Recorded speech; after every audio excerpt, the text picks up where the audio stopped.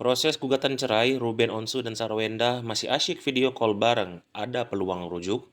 Keretakan rumah tangga Ruben Onsu dan Sarwenda belakangan ini jadi sorotan. Isu perpisahan ini semakin diperkuat saat Ruben Onsu melayangkan gugatan cerai terhadap wanita yang dinikahinya Oktober 2013 silam ke Pengadilan Negeri Jakarta Selatan. Dilansir dari Tribun Style, di tengah kabar tersebut, kedua pasangan ini rupanya masih menyempatkan waktu untuk saling video call. Pada layar Instastory Sarwenda, Betran Pito, Thalia, dan Tania berkomunikasi dengan Ruben Onsu lewat video call.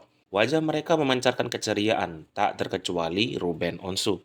Tatapannya teduh, senyumnya tulus dan terlihat begitu bahagia. Momen video call ini seolah mengisyaratkan hubungan Sarwenda dan Ruben memiliki kemungkinan untuk bisa diperbaiki, sekaligus menegaskan bahwa Betran Pito bukan penyebab prahara rumah tangga mereka. Di sisi lain, sang adik Jordi Onsu sempat meluapkan emosinya ketika tahu sang keponakan difitnah oleh oknum netizen tak bertanggung jawab. Menurutnya, gosip miring tentang Betran Peto sudah keterlaluan. Ia menegaskan bahwa Betran Peto sudah menjadi bagian dari keluarga Onsu. Boleh nggak sih kalian kalau nggak mau komentar bagus ya nggak usah komentar aja, ucap Jordi kepada awak media Senin, 17 Juni 2024.